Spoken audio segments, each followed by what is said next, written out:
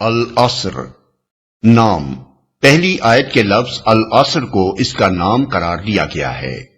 زمانہ نزول، اگرچہ مجاہد، قتادہ اور مقاتل نے اسے مدنی کہا ہے، لیکن مفسرین کی عظیم اکثریت اسے مکی قرار دیتی ہے، اور اس کا مضمون یہ شہادت دیتا ہے کہ یہ مکہ کے بھی ابتدائی دور میں نازل ہوئی ہوگی، جب اسلام کی تعلیم کو مختصر اور انتہائی دلنشین فکروں میں بیان کیا جاتا تھا، تاکہ سننے والے ایک دفعہ ان کو سن کر بھولنا بھی چاہیں تو نہ بھول سکیں اور وہ آپ سے آپ لوگوں کی زبانوں پر چڑھ جائیں۔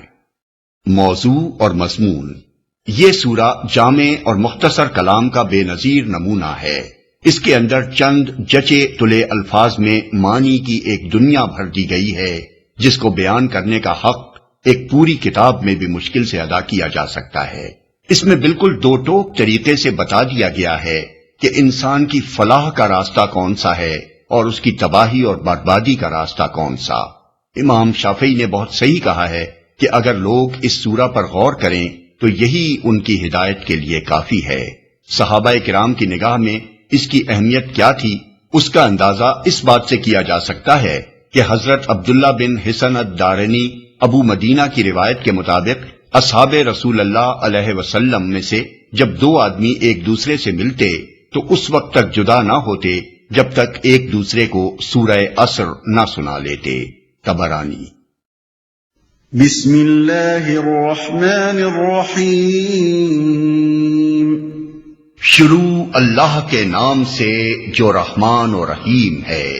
والعصر ان الانسان لفی خسر۔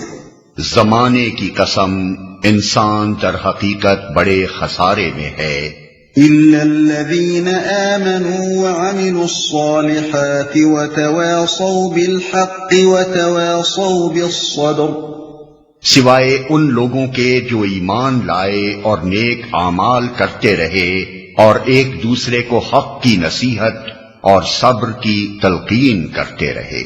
اس صورت میں زمانے کی قسم اس بات پر کھائی گئی ہے کہ انسان بڑے خسارے میں ہے، اور اس خسارے سے صرف وہی لوگ بچے ہوئے ہیں جن کے اندر چار صفتیں پائی جاتی ہیں۔ نمبر 1 ایمان، نمبر 2 عمل صالح، نمبر 3 ایک دوسرے کو حق کی نصیحت کرنا، نمبر 4 ایک دوسرے کو صبر کی تلقین کرنا۔ اب اس کے ایک ایک جز کو الگ لے کر اس پر غور کرنا چاہیے تاکہ اس ارشاد کا پورا مطلب واضح ہو جائے۔ جہاں تک قسم کا تعلق ہے، اس سے پہلے بارہا ہم اس بات کی وضاحت کر چکے ہیں کہ اللہ تعالیٰ نے مخلوقات میں سے کسی چیز کی قسم اس کی عظمت یا اس کے کمالات و عجائب کی بنا پر نہیں کھائی ہے، بلکہ اس بنا پر کھائی ہے کہ وہ اس بات پر دلالت کرتی ہے جسے ثابت کرنا مقصود ہے۔ بس زمانے کی قسم کا مطلب یہ ہے کہ زمانہ اس حقیقت پر گواہ ہے کہ انسان بڑے خسارے میں ہے، سوائے ان لوگوں کے جن میں یہ چار صفتیں پائی جاتی ہوں۔ زمانے کا لفظ گزرے ہوئے زمانے کے لیے بھی استعمال ہوتا ہے اور گزرتے ہوئے زمانے کے لیے بھی، جس میں حال در حقیقت کسی لمبی مدت کا نام نہیں ہے۔ ہر آن گزر کر ماضی بنتی چلی جا رہی ہے اور ہر آن آ کر مستقبل کو حال اور جا کر حال کو ماضی بنا رہی ہے۔ یہاں چونکہ مطلقاً زمانے کی قسم کھائی گئی ہے، اس لیے دونوں طرح کے زمانے اس کے مفہوم میں شامل ہیں۔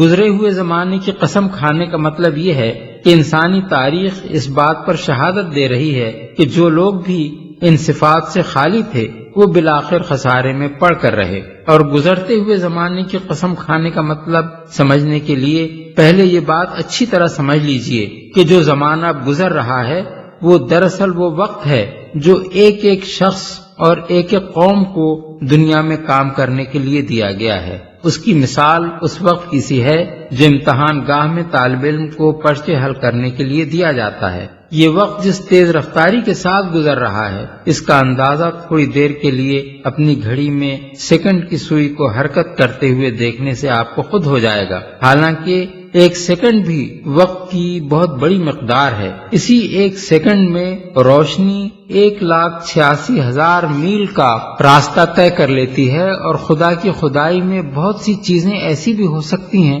جو اس سے بھی زیادہ تیز رفتار ہوں، خواہ وہ ابھی تک ہمارے علم میں نہ آئی ہوں۔ تاہم اگر وقت کے گزرنے کی رفتار وہی سمجھ لی جائے جو گھڑی میں سیکنڈ کے سوئی کے چلنے سے ہم کو نظر آتی ہے، اور اس بات پر غور کیا جائے کہ ہم جو کچھ بھی اچھا یا برا فعل کرتے ہیں اور جن کاموں میں بھی ہم مشغول رہتے ہیں، سب کچھ اس محدود مدت عمر ہی میں وقوع پذیر ہوتا ہے جو دنیا میں ہم کو کام کرنے کے لیے دی گئی ہے، تو ہمیں محسوس ہوتا ہے کہ ہمارا اصل سرمایہ تو یہی وقت ہے جو تیزی سے گزر رہا ہے۔ امام راضی نے کسی بزرگ کا قول نقل کیا ہے کہ میں نے سورہ عصر کا مطلب ایک برف فروش سے سمجھا جو بازار میں آواز لگا رہا تھا کہ رحم کرو اس شخص پر جس کا سرمایہ گھلا جا رہا ہے، رحم کرو اس شخص پر جس کا سرمایہ گھلا جا رہا ہے۔ اس کی یہ بات سن کر میں نے کہا یہ ہے والعصر ان الانسان لفی خسر کا مطلب۔